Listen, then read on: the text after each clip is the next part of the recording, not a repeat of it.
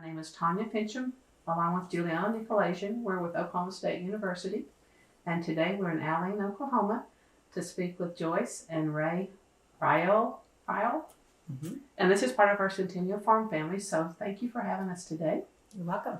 Let's start with having you tell us what you know about how your family came to own the property to begin with.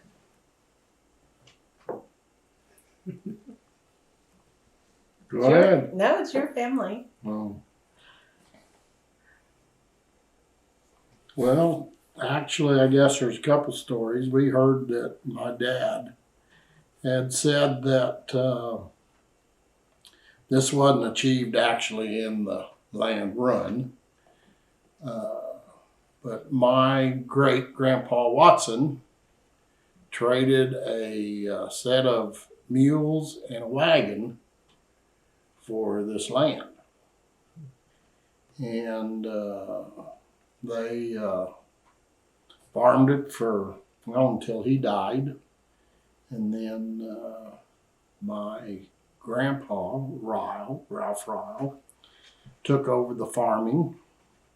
And in 1970, well, Ralph Ryel was, my grandma Watson, or Grandma Ryel was a Watson. Okay. And they actually came, the Ryels actually came from Wiley, Colorado. They had some land up there and somehow traded this for that up there. And that's kind of how the Ryels got into it. And they have owned it ever since. So the Watson was your My great-grandfather.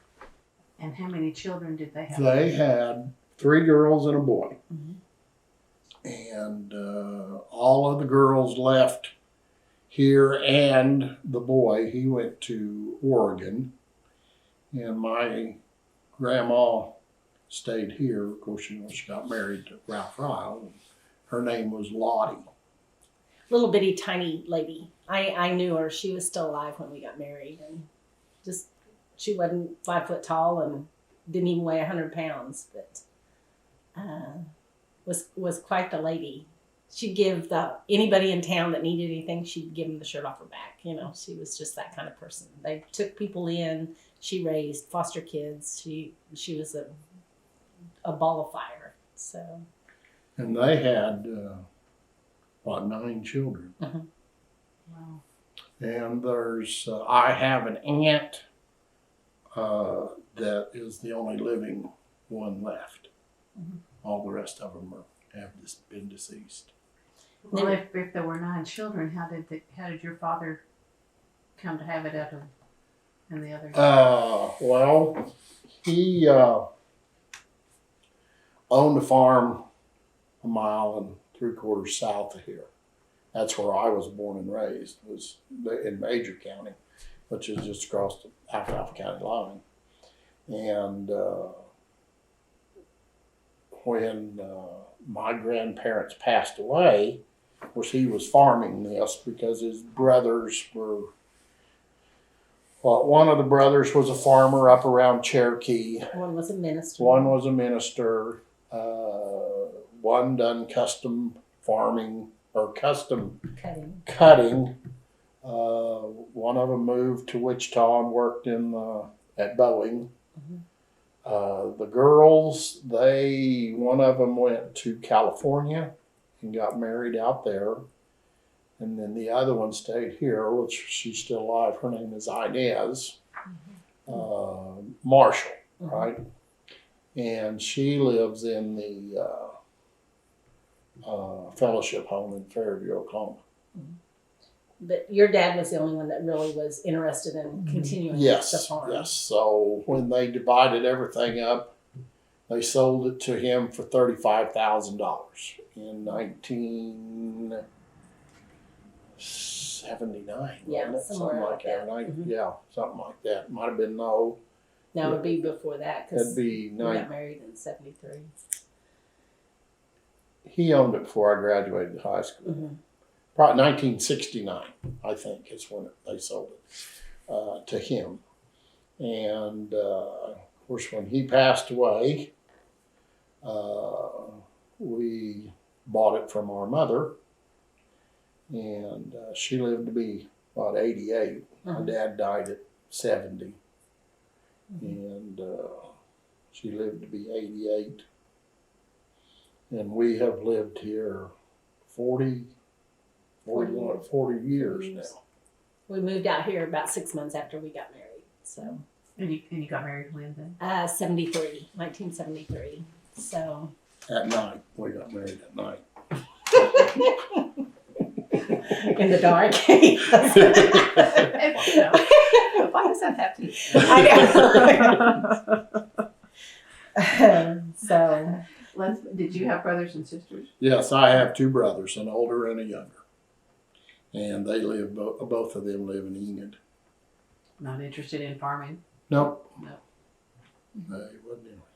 And what's even better is our youngest son lives about 5 miles from here, and he helps his dad farm. So we have one that's continuing that tradition of making something from the soil, the farming. We're just small farmers, though.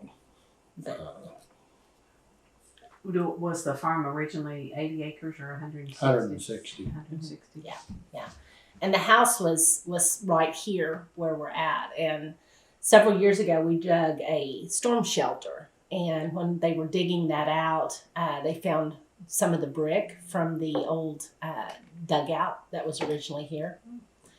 I have one of the bricks in my cabinet in there, but this is where it all started, And there was when we moved up here, there was an old cellar out there, and that's where his dad slept when they were kids. The boys would sleep down in the cellar because it was cool. So we ended up having to fill it in because it was, crumbling and stuff. But the horse tank. There's a horse tank out there. I'm sure you saw the windmill when you drove up. That's original to the farm. And then there was a milk house. And so the water would go from the windmill through the milk house to keep the milk cold. And then run into this big cement horse tank out there.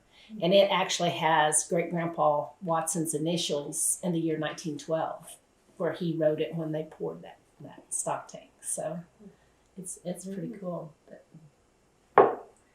so as far back as you can remember, what were some of the products, produce and things that were produced here on the farm? Well, here just south of where our house is, they had about a 20-acre patch of alfalfa. And the rest of it was pretty much wheat and cattle like we do now. As sandy as the ground is around here, that's about all that you can raise. We can try milo and stuff, but without irrigation systems, it's almost a bust. It don't work very well. Where would they take their things to market? To Aline. And that's just, 2 miles from? 4.5. 4.5. As the crow flies? That's a crow flies. Yeah. But it used to blow really bad, and your dad talks about how when they planted the shelter belt out there, they did that as a erosion measure. So that row of trees out there was planted by your dad when he was little. I don't think so. I don't remember when that. I wasn't here when they planted that, but it had to have been planted before then, because remember we found those artifacts out there in the shoulder belt of the Civil War. We found a bayonet out there. Aline is considered on the Mason-Dixon line, and we actually found a bayonet, and it was in relatively good shape in that shoulder belt out there. His dad and the boys were out there exploring, so it makes you wonder what happened here on this land, that the stories that we don't know, that, probably somebody does, but. Well, as a young child, would you come visit your grandparents here? Well, we only lived a mile and a half from them, and we've seen them about every day. We always had, as long as they were alive, we always had Sunday dinner with them. And what would be the food? Chicken and noodles. Homegrown chickens? Oh, yes. Homemade noodles. And my grandpa usually done the cooking on Sundays. So. Was that the grandpa that would eat dessert first? No, that was on That was the the other, other that was side. on the other side. He had one grandpa that he always had dessert first, you know. Can you describe that house to us? Yeah, it actually set east and west. And all on the north side were bedrooms. They had it was a 3-bedroom home with 1 bath on the north side. The center bedroom had 2 beds in it. And it was, well, the biggest room in the house. And then as you came in the back door was the washroom, a big cement wash tub thing to wash up for dinner. As you walked into the kitchen, just to the left of as you walked in was where you went down into the cellar. The kitchen was not very big. In fact, this here was in the kitchen. And then from there you went into the dining room, and it's where my grandpa always sat in front of the old wood burning stove and made his own cigarettes. And of course my grandma had sat at the dining room table, and every day she would write what went on. And I don't know whether we still have all that stuff or not, but she would have a daily diary of what went on that day and who she seen. And then they had actually a formal living room where they kept all of my grandpa's musical instruments. He played the banjo and the fiddle, and I don't know what that other instrument was called. And then my grandma played the piano. And of course when electricity came available, they had the house made for electricity and running water. Of course, when my dad was growing up, running water was to take a bucket out to the pump and pump it and run back to the house as fast as you could. And how did they do bathtubs? Bath time in their day was in a Galvanized tub. Which we have still. So it's just pretty cool. Until they put the bathroom in the house, you know. Of course, when the dugout was there, they didn't actually, I don't know whether they actually lived in the dugout, but I know my great-grandparents did. And it was like a little 2-room thing made of brick with a straw top.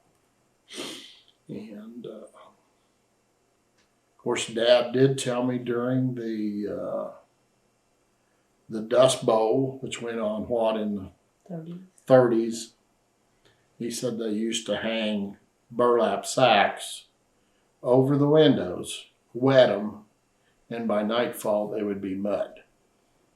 That's how bad the dust was. Of course, actually it wasn't as bad here as it was, further west, but it was still pretty bad. I remember the stories of when they built the shop out there. Everybody loved to come here because of the music, and they had a barn dance out there, and so they played music and had all the neighbors come over because there were several Ryels that lived around here. Yes. His cousin Marvel, your dad's cousin Marvel, lived a mile from where you grew up. Yeah, mile and a half. Yeah. So how would they learn to play these? I really don't know. I guess just probably just had a natural feel to do it. I guess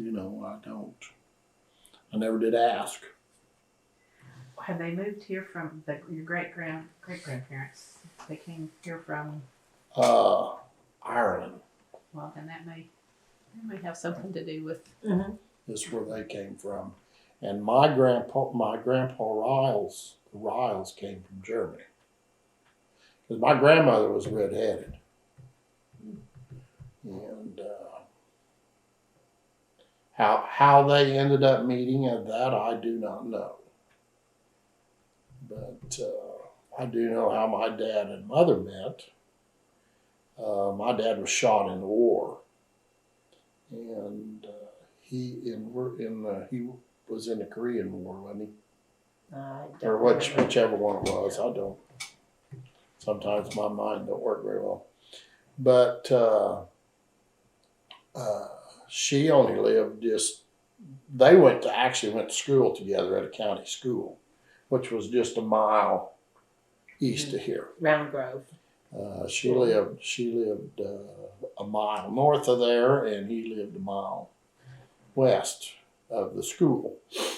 And of course, he always picked on her when they were in school. But when he went off to war, when he got shot and was in the hospital, she started writing to him. And that's kind of how they got together. And then they moved here, and we lived in a rent house south of here for 2 years until they got their home built in 1952. So you were born when? I was born in 1941. 51. 51. I know he's old, but he's not that old. So they would have got married in the 40s sometime in the 40s? 47. Yeah, that sounds right. 40, yeah. Because your brother was Because my brother was born in 49, my oldest brother. So that would make it World War II then. Probably Something. Right. I'd say I can't. I have to work backwards in order, No, in that's order fine. to figure it out. That's fine. See, you're testing me. Yeah. I So. have to work backwards. And you graduated from high school? I graduated from high school in 1970. From Aline? From Aline, Clio. I went to school at Clio where we lived down where I grew up. We were in the Clio school district. And then when we moved, when they decided to take all the little county schools and make one. That's when you were a senior? Or? No, that's when I was actually it was a junior, because I was the second graduating class from Aline, Clio. Consolidated. Mm-hmm. And there was 14 in our class. Wasn't a very big school. Did you do 4-H? Yes, 4-H at Clio, and then when we moved and did Aline, Clio, FFA, and FFA there. His dad always had a dairy, so you showed Yeah. dairy cow at 4-H. Well, then we should back up then. If your dad how many cows did he have at the dairy? Probably, I'm going to say about 30 head. And what were some of your chores? Milking cows. We did it for, probably till I was about 15. We milked them all by hand. And then he got a vacuum milker, and we set that all up and probably sped it up about twice as fast. And of course, when I was 15, I'm going to say we probably only milked about 12 cows. But when he got the milking system, he had a bulk tank. He sold that milk to the Watauga cheese factory. And he wanted to go grade A, but then he would have had to have completely redone everything. So he sold grade C milk, which they made cheese and other products out of it. They'd have a truck come and pick it up. And Of course, they used it for their own use. And yeah, I was a city girl when I married Ray, and we have the actual cream separator that was passed down from his grandparents, I think, to your parents. And so his dad and mom taught me how to, we had milk goats when our kids were little. And so we'd separate the cream and do all that. So we have the actual cream separator that still works. And his dad taught me all of that, how to use it, how to make it work and stuff, which was very cool. Did the dairy have a name? Did it have a name? No. Would you have to get up milk before school? Oh, yes. And when we got home from school. Twice a day? No. The rest of the time they had horses and played, and didn't you? Yeah, but you had to work the fields too. Yeah. You had a tractor. And Was your dad's primary source of income farming? Yes.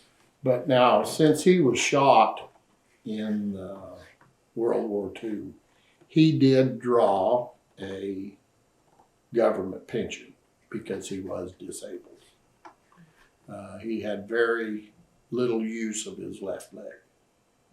I mean, he could walk without crutches or stuff, but he had a lot of pain in his left leg.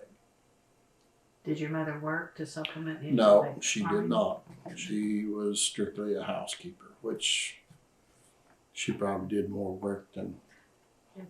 Mhm. We raised and butchered chickens and butchered our own pigs and cows and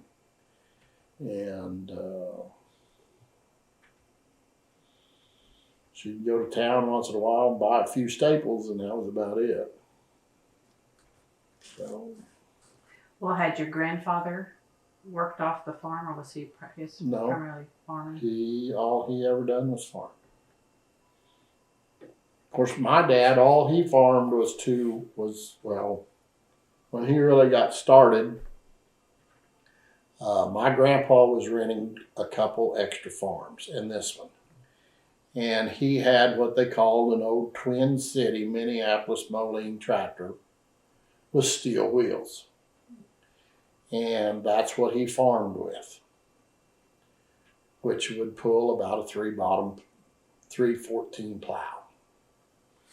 And of course, when my dad was growing up, before my grandpa, I guess, got that tractor, they teaming horses. When they would harvest, actually my other grandpa on the other side had a thrashing machine. And that's what his income was from. And they would park it at a field with the old endless belts. And my dad's job was to run the team and horses and the wagon and hauling the shocked wheat to the thrashing machine, pull it up there, and then put it on into the thrashing machine. And he was probably maybe 8 or 9 years old. But that was his job. And one evening when he went to put the horses up, something spooked him. And the barn door was only big enough for one horse at a time. But both of those horses got in through that door at the same time, which tore the wagon up. And he had to fix it because he's the one that tore it up. So. And that corn crib out there used to be 2 corn cribs, and that's where they drive through to unhook the horses. Isn't that right? Yeah. And then they had a big barn. Yeah, that burnt down twice. When my dad was little, I'm going to say probably 5 or 6, him and his 2 sisters were pretty close to the same age. And their job was to take care of each other. So the story was that they were out back behind the barn smoking corn cobs. And somehow Don't know for sure whether the match got away from them, or they decided somebody was coming and they threw the corn cobs down. But anyway, the barn got caught on fire. And my grandma Ryel always kept telling me that my dad come running and hollering, call the police, call the police. The barn's on fire. Call the police. But then in what, 19... The boys were... What was it, 19... Almost 50 years later. Of course, they rebuilt the barn. They rebuilt the barn. And it was here, sitting here when we lived here, and almost 50 years to the date, it burnt down again. It was electrical. The kids had some show lambs. All our kids have been involved with 4-H and FFA, and so we had some lambs in there, and something electrical started the fire, so it burned down. Yeah, almost 50 years to the date that it burned down when my dad burned it down. Well, when something like that happens, there's not a fire station close enough. Well, there wasn't when he was little, but we did call Aline, and they come out and made sure the other buildings didn't. Made sure the other stuff didn't. It's all volunteer fire departments. Didn't burn down. So, best thing when that happens is just let it burn, and you don't have near as much junk to pick up. But then we rebuilt about half of it, so that the kids would have a place for their animals and stuff. Where would you have to get your lumber? Well, now, when they built the barn the first time it burnt down, they went up somewhere around Cherokee. That's where my grandma Ryel's sister lived, and they farmed up there around Cherokee. There was some buildings up there that somebody had, left the farm or whatever, and they actually disassembled the barn up there and brought it down here and re-erected the barn. So that's where that one came, the one that burnt down when we were here. I don't know what the one looked like when it burnt the first time. Didn't your grandpa have a sawmill or something? We had that big saw blade. They're just to cut. Just a big saw to just to cut on lumber and a few things, but there wasn't enough trees around here to do that, much of it.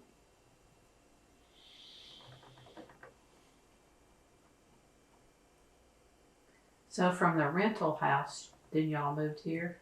Oh, no, you built a house. Your parents. My parents built a house a mile and a half south of here, used all the wood out of the school that him and Mom went to school in. They tore it down. It was called the Round Grove Schoolhouse. They tore it down and built their house down there. My mother had one sister, and she married a gentleman that was a carpenter by trade, which he farmed also, but he was a carpenter kind of by trade. And him and my dad built that house down there. Is it still standing? Yes, it is. It's not in real good shape, No. but it's still standing. It's been empty a long time. And what was going on in the house that was on this property? Your grandparents still lived here? Until, I don't remember the date that they actually, of course, my grandpa passed away at about 70. My grandmother was probably about 88, something like that. She was in the home in Carmen when she passed away. My grandpa passed away here. Then she lived here, I think, about a year, and then moved to the old folks' home. And of course, right then was about the time my dad purchased this farm from them, and his siblings And then he sold the house, and it is sitting in Cleo Springs, Oklahoma. Moved it. From here. Yes, from here, which they've remodeled and done some things to it down there, but it is actually sitting in Cleo Springs. Well, he always said he didn't think Ray or his brothers would ever get married. So, you know, they. Then we got married, what, a couple of years later, wasn't it? Yeah, Something like something that. like that. But that house it needed a lot of work. But when we moved up here, we moved a Single wide 10 by 50 trailer. 10 by 50 trailer house up here. And that his grandma from his maternal grandmother had lived in until she. It was probably the hottest summer that ever happened around here, and we didn't have air conditioning. We had a water cooler in the living room, and that's where we slept because it was so hot. But then we eventually have this. It was funny because the other day he got a Social Security statement, you know, and it was like when we had in 80 something, when we had 3 kids, our annual income was like $8,500 annual income, you know. And of course, I stayed home and helped farm, and you know, and didn't work. We made that decision, just you know, to be a full-time mom, and so we canned and we did everything. Yeah, well, my mother did too. Mm-hmm. She canned everything. Well, she taught me everything. Yeah, everything. There's a large garden then? Yes. always. Yeah. Would you have to help with that? Oh yeah. We raised tomatoes and potatoes and onions, carrots, turnips. Trying to think, but of course, until I got married to Joyce, I didn't know what okra was. And I didn't grow any turnips because I knew what they were. I like raw turnips, but I don't like them cooked. So you had to learn how to hoe pretty early. Oh yes, oh yes. That and pull weeds and keep the chickens out. Well, when it was time to slaughter the chickens, who would do that? We did. But who's we? The My, kid, your kid, my or your brothers and mother and father. We were the chicken butchers. We would heat the water up,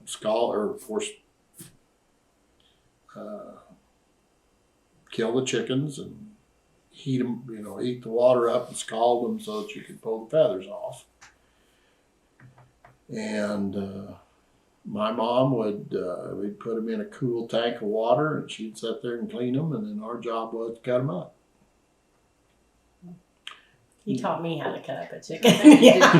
I'm a farm. I was a city girl. In fact, we used to butcher about 250 chickens a year when Joyce and I got married. When the kids were little, yeah. When the kids were little. That was a production then. Yeah. Oh, and the kids hated it. Oh my gosh! But it's the way life was. If they wanted to do new baseball mitt or whatever, you get out there and you butcher chickens. You did your part. You had to, there wasn't anybody else, so that was our food. So. And then what would you do? Where would you sell them? The chicken? We just always had people that were just, lined up. I could have sold twice as many as I did, but, we'd sell about 50 of them. Mm-hmm. And then the rest we'd eat. Of course, we'd give our parents, chickens to eat.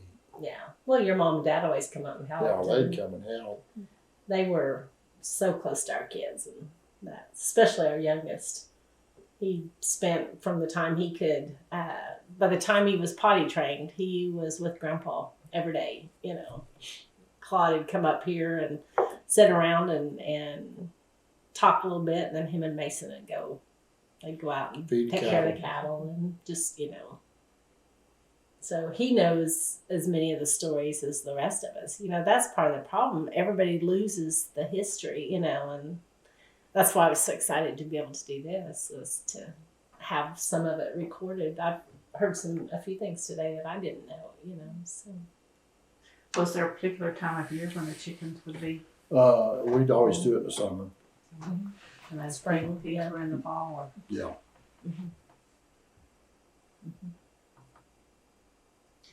Was your mother or grandmother involved with home demonstration clubs, homemaker clubs? No, not too much. I don't know that they had a lot of them back then. Of course, with us being in 4-H, they were involved in whatever our 4-H projects were, you know. They were real involved in the American Legion. Yeah, that and the church, the Christian church in Aline. Because the American Legion is the Kiner Ryel Legion. It was named after the Ryels. So your dad always led the parade, and that was a really big, you know, because he served his country and, you know, and paid a price for it, you know, but in the First Christian Church, we got married in the same church that his parents got married in, which is, it wasn't? Boy, you're telling fib. Oh, I didn't mean to. Howdy. I guess I don't know the story. We caught you in a lie. I'm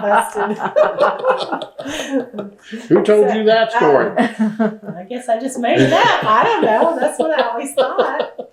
Are you sure? They got married in Medicine Lodge. Oh, that's right. That's right. Dang. We'll put her on the spot when. Really? Yeah. Where'd Yeah. you get married at now? Our daughter got married in the same There church. you We got go. married in. Okay. I knew there was some continuity there somewhere. That's right. They ran off to Medicine Lodge, didn't they? Well, they really didn't run off. Well, they went on a train or something, didn't they, up there? They probably went on horseback.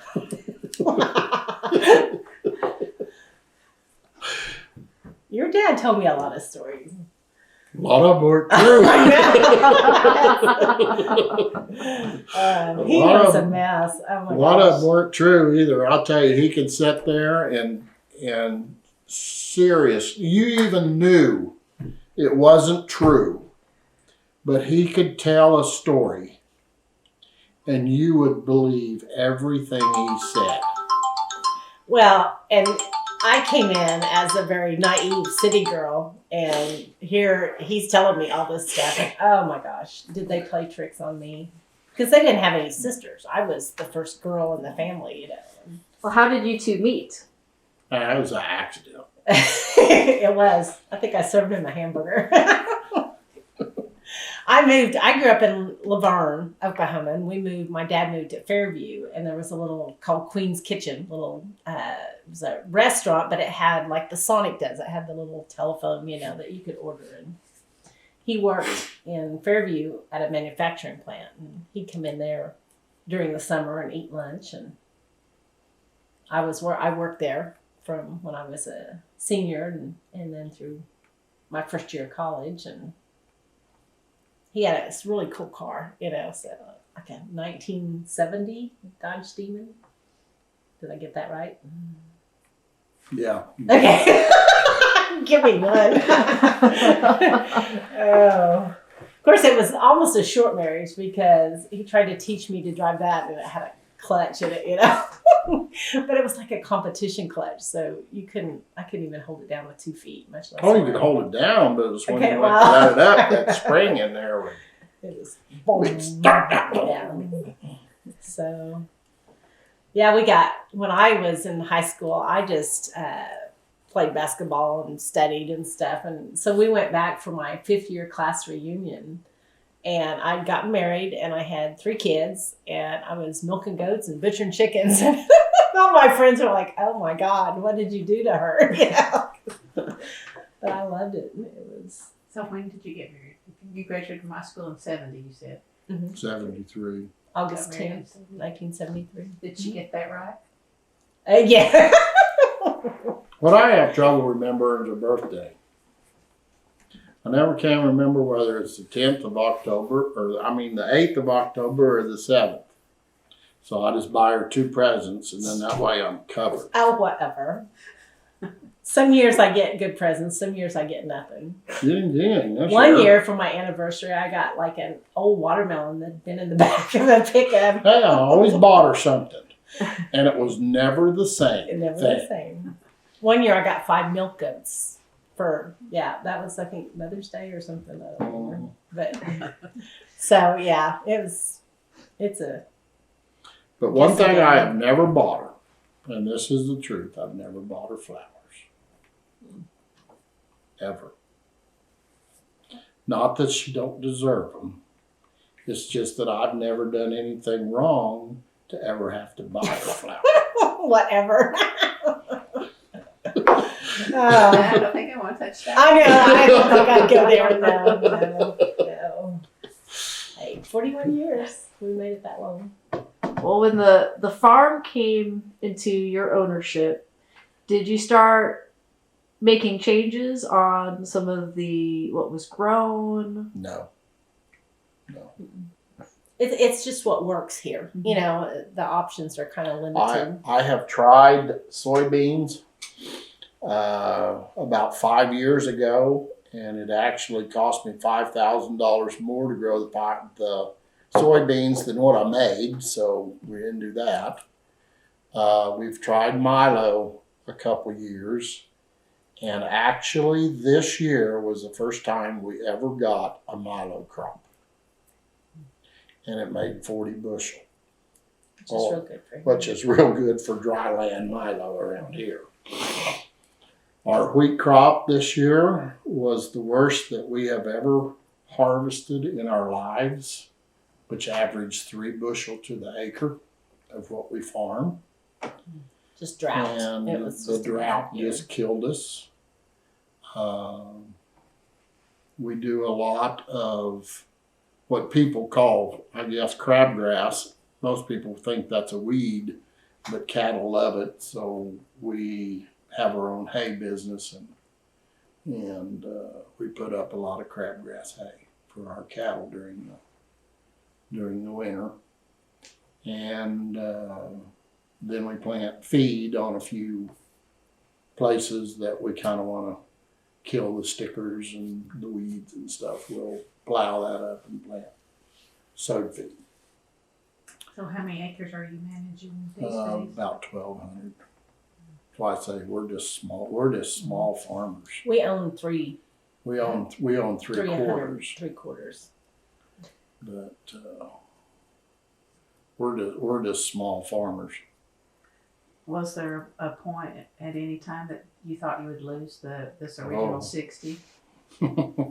Or Yes, in what, 98. 1998. Our youngest one got out of high school, and I'd stayed at home with the kids, and that was our choice so that they could do the 4-H and the basketball and stuff like that. And the last one had graduated, and it was we couldn't even have electricity and food in the same week, So I got a job as a receptionist for an oil field company in Enid, and Well, you drove the school bus. I drove the school bus part-time. You drove the school bus part-time. But got a job over there, And made ceramics and sold at Christmas time for Christmas money for the kids. But no, there was I think it was 1998, wasn't it? Yeah. Oh man. Was it weather related? Oh yes. Mhm. That and That cattle interest crop. was 22% interest, and it was just tough. it took a pretty good toll on us, but we came through it, and of course Joyce has a very good job, and if it wasn't for that, we probably wouldn't have made it. What are your thoughts on crop insurance? Well, it's good, but yet it's so expensive and after you have, just like, we were in was it called the El Nino year or whatever, when it's dry. The crop base in Alfalfa County is 33 bushel to the acre for wheat. But when you have 5 bad years, it drops a certain percentage every year. And see, our wheat base right now is probably only about 20. But you pay the same amount for what it was at 33. And of course, if it wasn't for crop insurance, it would have been really bad this year. You know, I mean, we didn't get a lot for it. But like I say, with getting a decent milo crop, it kind of evened out. But I have always had crop insurance, and will probably always still have crop insurance, because you just never know. Did your father have it too? When my father farmed, you could buy crop insurance through the federal government at $50. I believe it was $50 per quarter. And what that would do was guarantee you maybe, and I don't know for sure, but it would guarantee you like about a 10 bushel crop. Of course, they didn't have the means of buying better fertilizer, better, like OSU. We don't buy it from OSU because it's way too expensive. But we will buy a small amount and plant something, and then we harvest that, and that's our seed wheat for next year.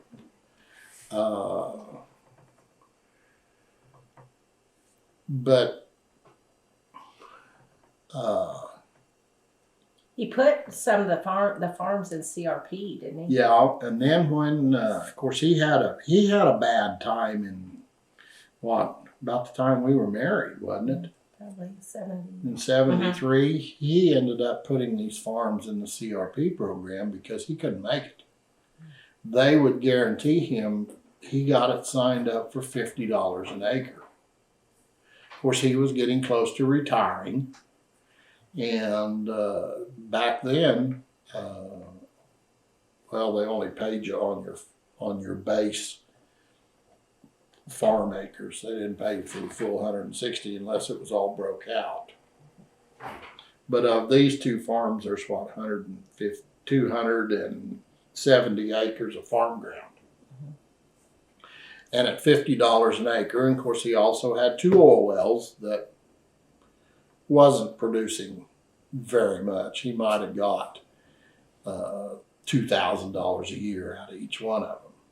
But that, combined with his CRP payment and his disability payment, he kept the payments made on the farm, and they made a living.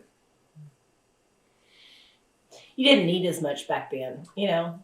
That's what we were talking the other day about when we didn't have any income and the kids were little, but we didn't do without, you know. If you wanted jam, you went and picked blackberries or wild plums, and you made do, you know.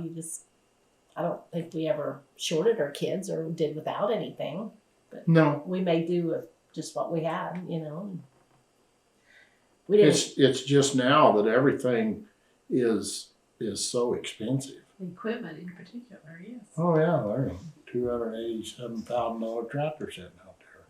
Have you gone no-till yet? Oh no, we tried that and it broke. Doesn't No. work. Unless we tried it about 4 years, and it just did not work for us. Some people have made it work for them, but around here, to control the weeds and the stickers, you just about have to plow or tear it up good enough that you can get a decent seed bed. It's so sandy, you know. It's all sand around. Of course, here. you also farm it so that you don't want it to blow. I hate for my ground to blow. And we finally got rid of that because it just did not work for us. Well, this $287,000 tractor, was that hard to swallow to purchase that? Not for me, it wasn't. It was for her. I'm the one with a steady income, you know. So. But it does help to have a spouse work, you know, and then at least you know you can pay the electric bill this month, and it hasn't been the struggle that it was before. So I ended up very fortunate, and this farm's paid off. It's ours. Yeah, it's the house, the farm is all paid for. And that was our goal. And then our next goal was to have 3 farms. We have 3 kids, so when we're done, then they'll each have something that we can pass on to them, you know. So, and we have our 3 farms. They're not all paid for. The other 2 aren't all paid for, but Right now, the price of land is just, it has skyrocketed. When we bought this, we paid $15,000 for it. For 160 For 160 acres. So why do you think the price of land has gone through the roof? Because of the oil boom. That and there are some very big farmers, and I don't want this to sound like I'm talking bad about them. I'm not, but they have the mineral rights on all of their farms because they're older. And when you sold a farm back in the 70s, the minerals went with it. Now you sell a farm, you can keep the minerals. Well, with all the new, is it called horizontal drilling or whatever? They have hit some very, very good oil wells around here. Now, we haven't seen the actual checks, but you hear say of like $1 million a month on some elite. Not on our land. No, not on ours. On elite farms, okay? Well, to keep from paying so much taxes, you go buy another farm. Well, when you have 10 farmers that are fighting over one farm, we purchased that farm south for $110,000. Of course, it got sold out from under us for various reasons. Yeah, it was out of the family. It was out of the family for a few years, and then we got it bought back. When the guy passed away, his daughters decided they wanted to sell it. So our goal was to buy it back since it was in the family. But we thought we'd give a lot for it. But right now, 160 acres around here goes for anywhere from $450,000 to $600,000. Well, we've seen this great boom, especially in Alfalfa County, with increased oil and gas production. Has that impacted the land you own right now? No, we don't. No. The only minerals we own is on this place here. Okay. The others, we don't own the mineral underneath them. Have they drilled any more on your land? No, no. They've stopped about They stopped a mile about a mile north north. here. How convenient. I know. I was like, But now I will say, and I don't know for a fact, but last year, or 2 years before they drilled up north of us up here, our oil checks for a year was about $2,000. Now that was a year. Since they drilled them up there, we have not gotten an oil check. Very interesting. mm-hmm. So, it's either done or the horizontal has taken what ours was at. I don't know, but I'm just saying, we have not got an oil check in 2 years. Have you noticed a change in the community since this recent boom again? Yeah, because I don't know half the people in Aline. I mean, people's moved away. Most of them that have come back in are just the oil boom. Chesapeake and Sandridge are big competitors that have brought in, not necessarily brought in, but people have moved in to work for them. I think they're good companies, you know. I mean, it seems like they take pretty good care of their employees. But the businesses in Aline have kind of gone under. Used to have a grocery store, it doesn't anymore. Yeah. It has a post office. Has a post office and a mechanic shop, and that's about it. They have a senior citizen deal and the high school. They just built a new high school, 5 years ago? But a lot of the kids, like, you know, 2 of our kids have left, and most of the other kids that were our kids' age have gone on, you know, somewhere else, you know, looking to make a living, because if you don't farm, you don't work until the oil, you know, came in and has given more opportunities. But it's still basically just a farming community, you know. So. And it's hard to get good help, because all of the good help has went to places, and I'm not saying anything bad about them, but they went to the oil field because they're starting out at $25 an hour. And most people around here, about $10 an hour for a farmhand is pretty good money, because you usually give them a place to live and you feed them, you know, but it's tough to get someone to work for you for $10 an hour. But I work in the oil field, and, you know, that's what my business. So in a roundabout way, the oil field has been very good to us. You know, I just, you know, to allow us to do that. So do you hire extra help during harvest time? We finally found a couple of young boys. In fact, we sent them to, they're younger. We sent them to tractor driving safety school this year. To OSU Extension. To OSU Extension deal. Along with our granddaughter. Along with our granddaughter. And what that does is the OSU Extension goes through and shows them tractor safety stuff. Yeah. I don't know all what it pertained to, because I really didn't ask them too much, other than that they drive a tractor through a course, and then they have to back it through the course. And I guess my granddaughter was about in 3rd place. And the 2 boys that were helping me was 1st and 2nd.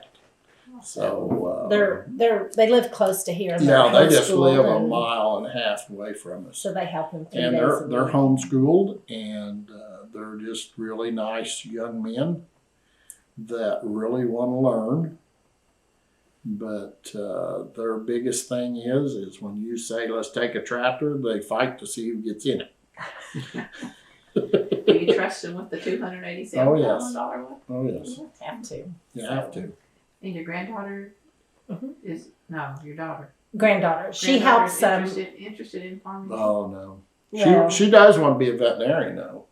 So. But her favorite place in the world is the farm. So she loves to come out here. Yeah, we had a cow that had a cow that had died here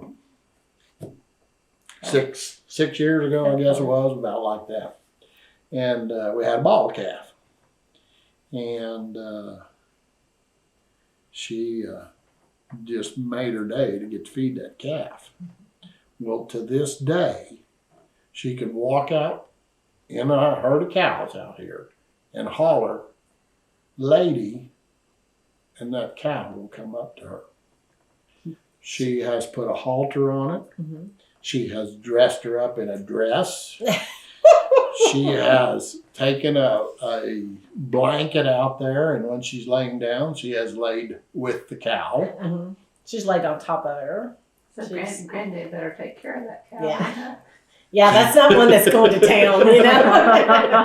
That's going to stay. It's pretty sad. It's actually turned out to be probably the best cow we've ever had on displays. We're just like his family, when you were growing up, were very, very close, and our family is like that now. The kids love to come here. They love to come to the farm, and the little boys came at Labor Day with it. We picked apples off our tree out here, and we made an apple pie together. They're 2 and 4, and so we did it from start to finish, And Well, Ray, did you always expect to be a farmer when you got out of high school? Did you plan? Oh, I don't know. It just kind of seemed when Joyce and I got married, that's what we wanted to do. I really didn't have any expectations of doing that. Of course, I'll tell you, to be truthful, when I graduated high school, graduated in May of 70, in July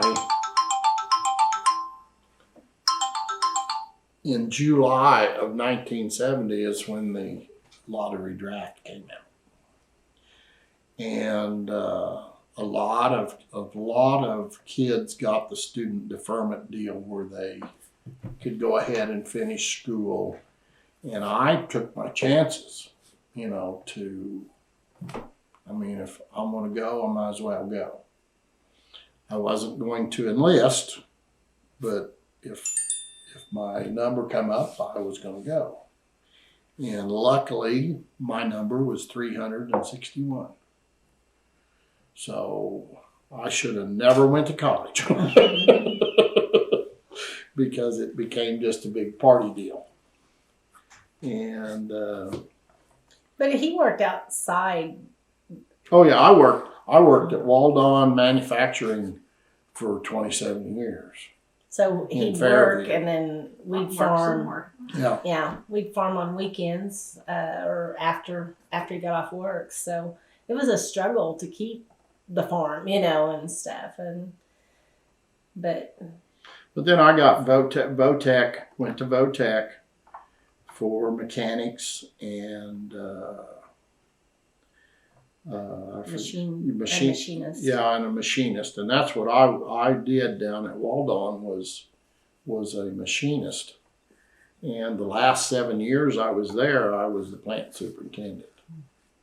But it also gave him a lot of skills that we've used on the farm, because he can make anything. Yeah, I learned to weld and a lot of stuff down there.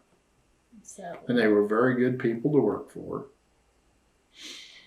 Well, I know it's hard to ask you what a typical day is on a farm today, but for you today, what's a typical day like? I fed the cats. Yeah. It's that time of year, And so if we were in harvest season, what would it be like? Well, probably to the field about 7 o'clock, I suppose. Grease up the machines, blow the air filters out and the radiator, and fill them up with fuel, and depending on how much humidity there was, hopefully get started cutting about 11 o'clock. And if you can, you go as long as you can. Of course, the elevators usually close about 10 at night, so you always try to have the last load dumped so that you can keep cutting.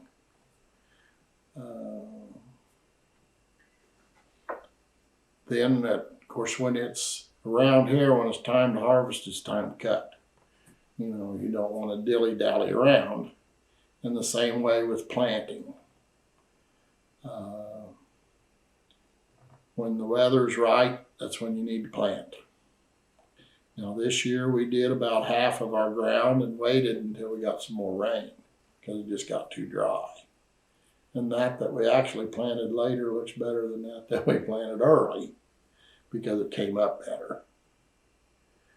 But then you have cattle, take care of those. Of course, that's when Joyce and I kind of go on vacation, is after we're done. Or I say vacation, take off and go somewhere. After everything's planted. After everything's planted. Yeah, because the cattle are we just wean calves, right? Yeah, we just wean calves here. There's not as many about 3 cattle weeks to ago. take care of, and the crop's in, and it's kind of a good time to we try to, I always said if you don't have a good marriage, you don't have a good family, and so we've always tried to, not that we've always done. When did you say that? Back when I was getting married in the wrong church. No. Stop. She may need to get you flowers. I know. Not happening. No, not happening. So. How do you keep up with government programs? Well, just like this year, they have changed some stuff. And they have seminars. They have seminars that you can go to. And this new program, I'm not sure how it's going to work, but there is one November the 25th in Woods County. And there is one December the 11th, I think is what they told us at the FSA office on the 11th, that we have to decide out of, I think, 3 different. It's either a cash thing for your crop or acres or something. I'm not sure, but they have, and I'm not sure who puts it on. I don't know whether OSU Extension puts it on or whether it's an insurance company or what. But the FSA office is good. Oh yeah. Good relationships with those people. They help. The girls up there at Alfalfa County keep pretty good tabs on everything. Of course, that's our home county. We farm in Major County too, but our home office is in Alfalfa County, so that's where all the government money comes from, which that I think is now no longer, if I understood it, until you sign up on this new program. Mm-hmm. So we'll have to make some kind of a decision of which way we want to go. And I'm not sure what it's going to be this year because we haven't went to that one. Mm-hmm. But the government programs are set up on your wheat base, on what they pay. And it does help. Of course, like here in the sand country, the wheat base is not as high as it is in Cherokee because it's better ground. It's not as high as it is in Alva because it's better ground. It's the more fortunate, but it's like my grandpa always told his brother-in-law who farmed up around Cherokee. He said, if I want to get a drink of water, he said, I can just go over here and get a drink. Up there, they had to haul water because the water was so jippy. You couldn't drink it. Mm-hmm. So we have great water, and that was something Grandpa put a big value on, was having the... Well, that kind of got off the government program deal, but no, I don't know yet. It's a meeting that we'll have to go and decide what we want to do for the next 5 years. Well, everything's so complicated, because to buy chemical to spray our land, he's got a private applicator's license, and the government regulations have changed the way you farm. You have to understand all these regulations and what's changing to keep up on it. Even with your crop insurance and stuff, it changes. So you have to depend on the people that are, providing that information for their help. How do you keep records? Well, it's a drawer. I have a drawer. Yeah. And that's where everything goes. And towards the end of the year, in fact, Joyce always helps. I'm not a computer whiz, but she'll set stuff up, and then I key everything that we do into the computer and makes a printout. And that, I guess, is our records. How did your father do it? Any idea? My mother did it, actually. They had of course, he was with what was called at the time the Farm Home Administration, which was FMHA or something like that. And they would give him, or well, actually, they didn't give him, but you have a book you have to fill out every month. And he found the calendar that had the little pouches in it for each month. And that's where they would put all of their bills and deposits for the month, because they were pretty strict about your bookwork. Now, since we do not have federal loans, we don't have to worry about keeping that record, other than for our taxes and our investment purposes. His dad sold Pioneer Seed for a lot of years. Yeah, quite a few years. And so he had that bookwork to keep up with as well. So that helped supplement the farm income. And then your grandfather, how did he do? Well, now, Don't know. I don't know. I honestly don't. Did he trust the banks? Yes, I think so. Of course, like right now, you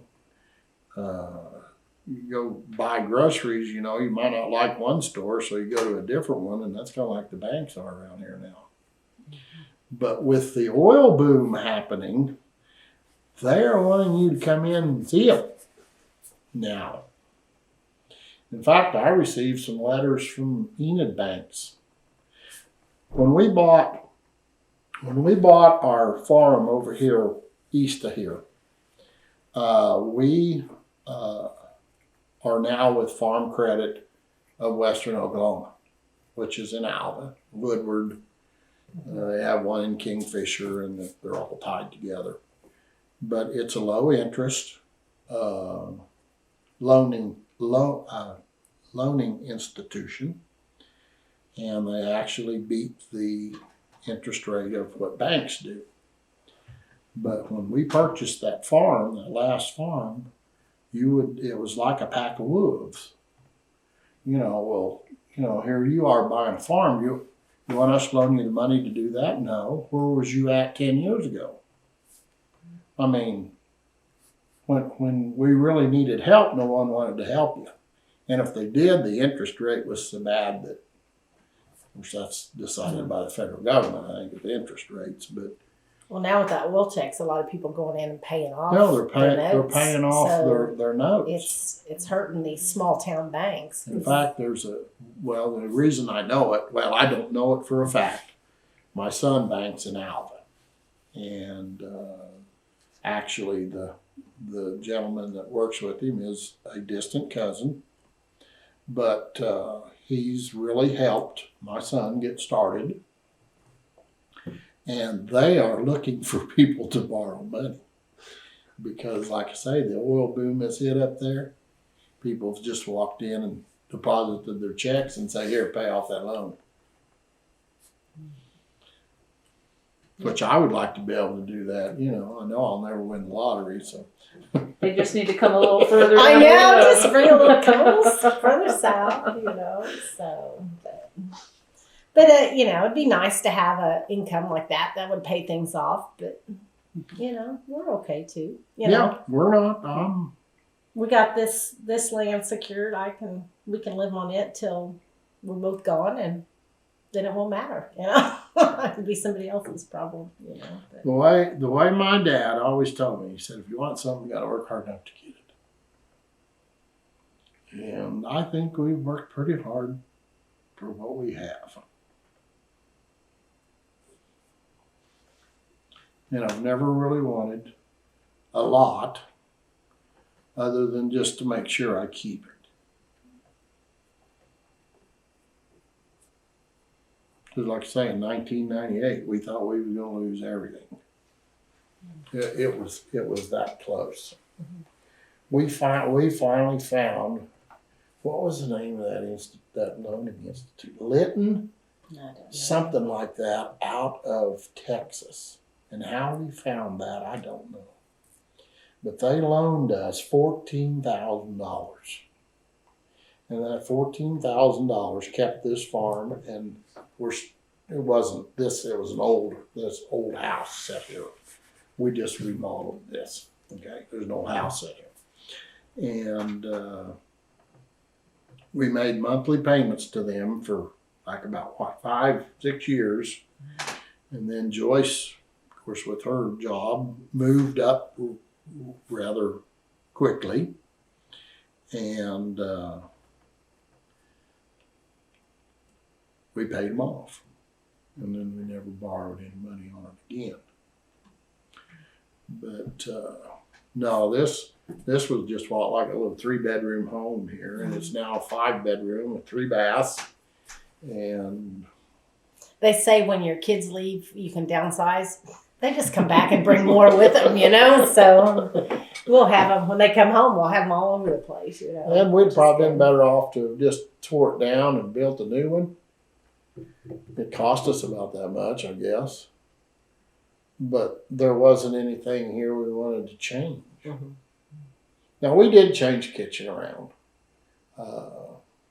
Knocked out a wall. But Knocked out the a wall kids are and like, stuff. but- Mom, you like all this old antique stuff. Why would you get rid of the house that we grew up in? You know, it's got all the memories and stuff. So, but all those memories from his great grandparents, you know, all the way down that we're passing on to our grandkids, you know, the stories and stuff that is lost in so many places now, you know. In fact, we were really upset. The shop sitting out here was, you know, Joyce talked about my grandparents building that and then having a dance in it. Well, it got, over the years, wondering, well, do we put money into it and fix it? You know, what do we do? So we finally, of course, after we got our house redone, a couple of years ago, when we've saved up enough money, we decided we wanted to fix that garage. And so we had the carpenters that done the house come and look at it. And we told them that we wanted it original, just almost like that, but we wanted the outside to look like the house. The hardy plank and the roof and all that to look like the house. So they commenced to tear off some boards. Well, I think every 2x4 in it had been spliced 2 or 3 times, because that's the way they built things back there. I guess, you know, if you didn't have enough money to buy a board, you scabbed one on. So Joyce was you in Idaho then or something? Yeah. She called one night and I told her, I said, well, it's going to cost more to remodel it, to fix it, than it is to tear it down and start over. So unfortunately, we tore it down. We kept the cement. Yeah, the We've cement. got the old workbench that was in there. We put back in. And We built a lot better, sturdier building, I think. And we would have never seen any of the old wood anyway that was in it. So we ended up tearing it down. We just did that out here about 3 months ago. That's just now getting done. So, But keeping what we can and preserving it, you know, but still making it a really nice farm. That's what your dad would have liked, you know, and your grandparents as well. We think it's one of the nicest places, you know, around, and just nothing fancy, just good farm folks, you know, just good old home. well, so it's hard to keep old buildings in shape. You can drive around the country and see that on these old barns, you know, because you could end up putting tons of money into it, and you still have an old barn. And the windmills, we've noticed some of them are in better shape than others too. Yeah. So. Well, this one here, it's been a long time since it's worked. In fact, that was where the well was drilled, even for the house. It was set up so that it pumped, and then they had an electric deal in there to suck water out too. I don't remember how it was set up. And they always had them in pits. And of course, the snakes and everything else get in them. And then when you have a water leak, you have 2 or 3 foot of water in there, and that's not good either. But we did not want to get rid of the windmill, but the head up there on top is I forget who made it, but you can't buy them anymore. Now you can buy a new head and stuff to put up there, but we're not pumping water out of it, so the tail deal still works to tell you what direction the wind's coming out of. Do you use it for that? Basically, yeah. How else do you check your weather? With the TV. Use the mesonet any? Nope, I don't. Does hard freeze hurt any? Or have you already? No, we were good. pretty prepared for this year. You know. The weed is just good for the weed. I mean, it's normal cycle. Well, yeah. It's not at a time when it'll hurt it. It's in the spring after it joints that hurts it. Mm-hmm. That's when it hurts it the worst, is in the spring. Do you have a favorite time on the farm? Season-wise or time of day, either one? No, not really. I don't think. Maybe dark. Yeah. Your tractor doesn't have headlights? Yes, it does. We used to work long past dark. Yeah, we but- did. But we've kind of, Of course, with bigger and better stuff, it doesn't take us as long to put in a day's work, I guess. Well, what kind of tractor did your dad have? We'd started to talk about that. My dad, my grandpa had of course he did with the horse and the plow and the whole works with, horses. And then he bought that Twin City Minneapolis Moline tractor that had the lug, had the metal wheels on it. And I don't remember what year it was, but they converted it over to rubber tires. And then my dad bought a GB M&M tractor, which was on propane. And that's what him and my grandpa farmed together with. And in 1954, my dad bought a brand new Massey Ferguson 50. And that's what it was mainly a 3-point tractor, and that's what he helped supplement in with when they got rid of that old Minneapolis Moline tractor, that Twin City. And he farmed with that till 1967. And in 1967, he bought a brand new John Deere 4020. Switch brands. Switch brands. And we've driven green Yeah. since. It's been green ever since. In fact, our first tractor we owned was a 63 model 5010. No cab. No cab. Well, it had that canopy. Well, deal that's on not a it. cab. That's a shade. No air conditioning. No. No air conditioning. Well, the 4020 didn't have air conditioning either.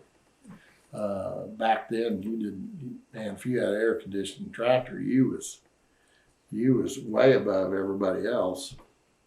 But no, I went around the field a lot of times on that M&M GB with a little 4-bottom plow.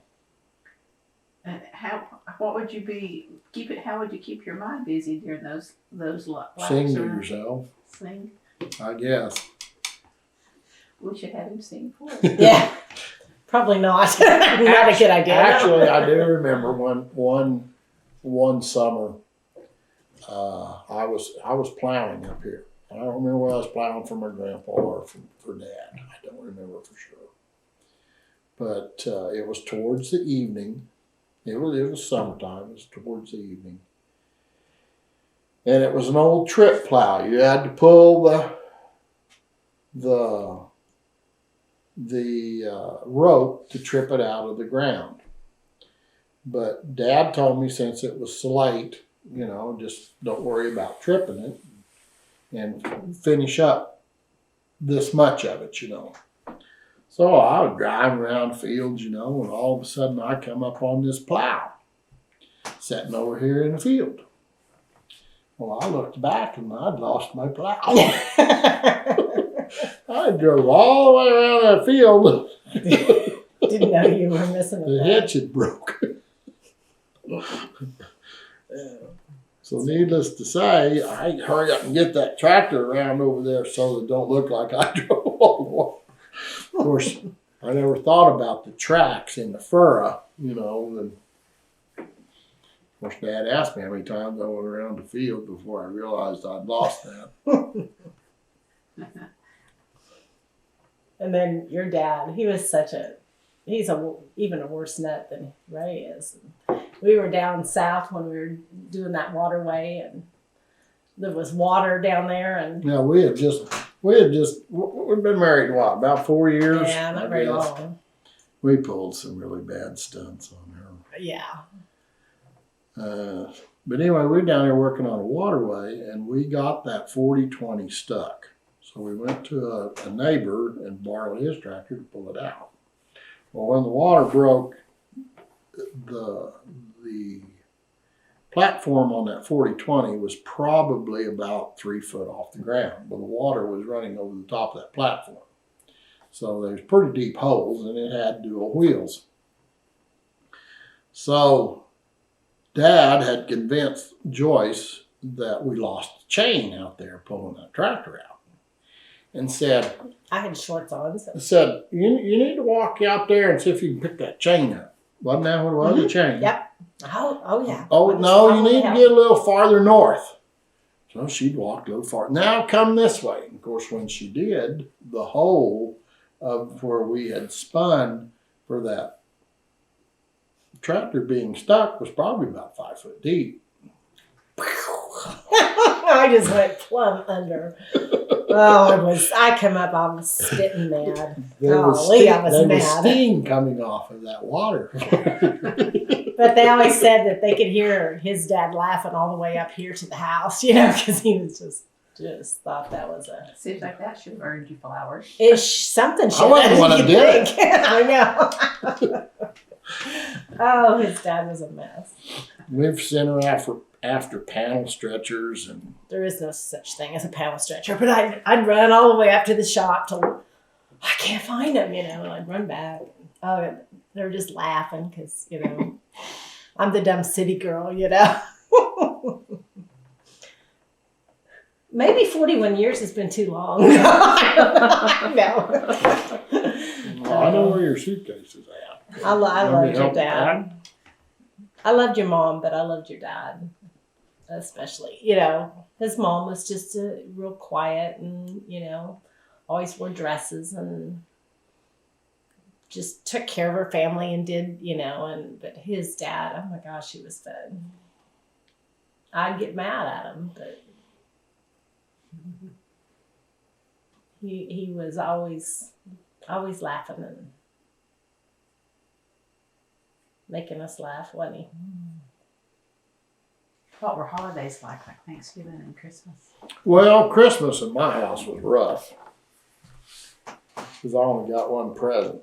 His birthday's Christmas Day, so. I always got a better one, but that wasn't the idea of it, you know.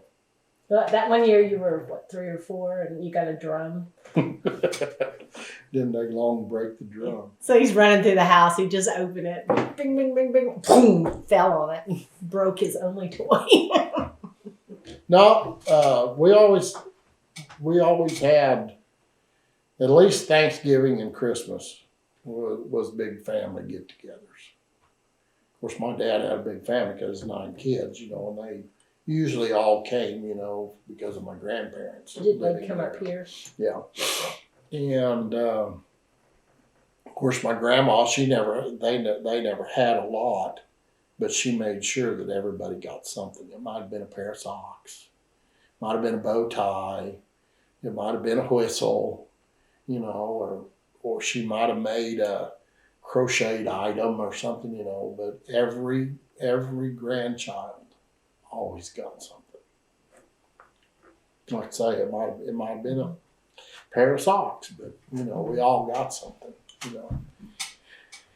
And the same way at my parents' house.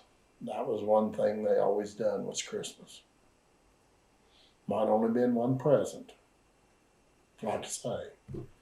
But When we moved up here, there were 2 big trees, and there was I don't remember the hammock, but the chain was in the tree. But that was a growed good in time. a tree. That was a good time. You kids always played on the hammock, didn't you? mm-hmm. That's what we usually ask that too. What would you do for fun? Since you work so hard, what would you do for fun? Well, whenever we'd come up here, my grandpa always worked with wood, and he'd always have some pieces of, I'm gonna say maybe 1-4s, 1-3s, lath or something like that laying around, and we'd make guns. Or we would take down when we lived down south when we were growing up, we'd take old gears and find as many nails or whatever we could in an old 2x4, and we'd make our own tractors. And think of being big farmers, you know, I guess, and whatnot. But we made a lot of our own toys to play with when we were little. And then, of course, in the summertime, we had horses. And part of our job was, of course, my dad rented some ground over east of here. And part of our job was to drive the milk cows up for the pasture and put them in the pasture for that day, that morning, after we got done milking. And then of a night, bring them back around 4 o'clock. And Well, that was work. That wasn't fun. well, it was. Oh, you made it. It was fun. You We made it fun, I guess. Mm-hmm. We'd always do like trail rides. If there was a mud hole, we'd make them cows walk through it. Imagination, huh? Well, when you got in trouble, who would discipline you? Both of them. My dad whipped us with a fly swatter, a wire one, and whether we needed it or not, he'd give us at least 5 swats. And You probably needed we it, usually but- needed it. Yeah. We usually needed it. One time, of course, you see stuff on TV when you're little and you think, especially back then, you know, that could be believable. Well, my older brother and I, we hung my younger brother literally by the neck Yeah. Stood him up on a barrel. and kicked the barrel out. Of And he survived. Yeah, he survived. He's okay. He's okay. No. We found an old bicycle, and of course the back end of it was all messed up. But we built a chariot, and actually, of course, with the horses, we fixed a way up to pull that chariot. And we probably had more fun with that thing because when Dad was out plowing, you leave a plow furrow. Well, I don't know whether it was me or my younger brother got the idea, my younger brother. But my older brother was on it. And we got the big idea to cross that plow furrow, pulling that chariot. Well, you can imagine what that done to that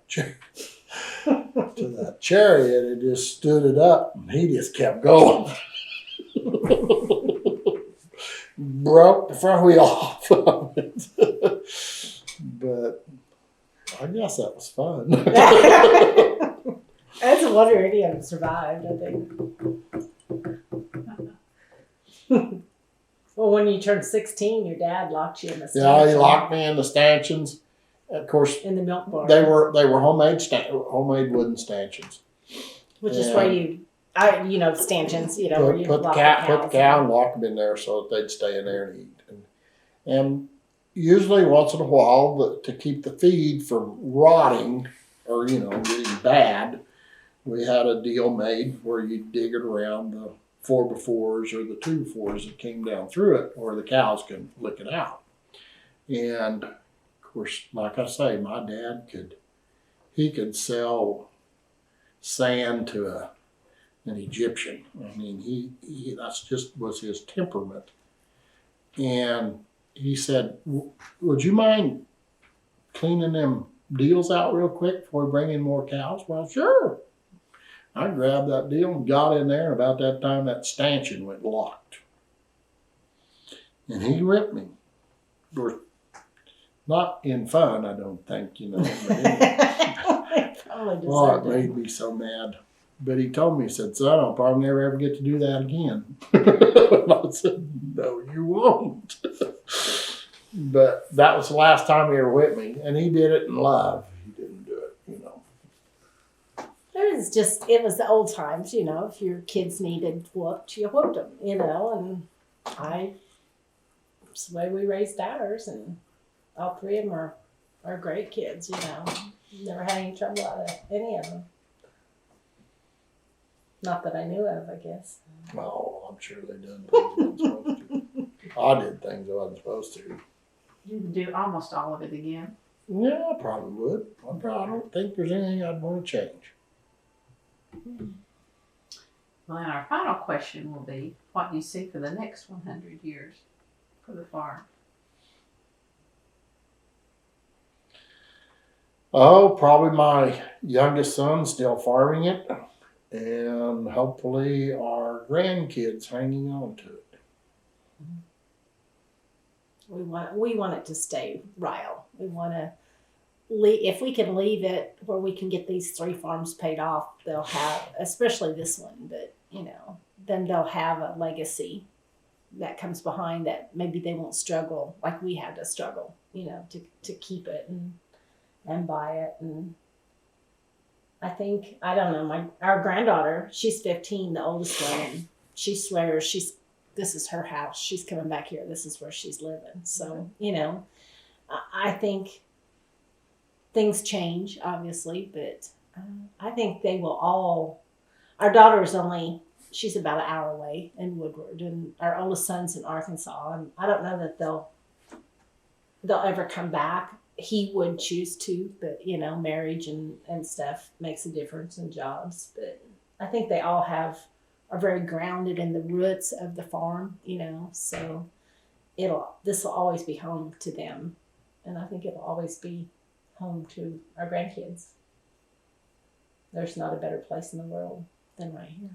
I'd say great grandpa Watson would be happy. Mm-hmm. We were having a discussion. I was in Houston last week, and it was like, where would you go on vacation? And I was like, I'd go to the farm. And they're like, but you live there. And I said, but it's the best place ever, so this is where I always come back to. He'll never leave. And hopefully our kids will be here for another 100 years plus. So. Anything else you want to add before we sign off? No. This has been fun. It's been good. Well, thank you very much for sharing. It's been great. Good.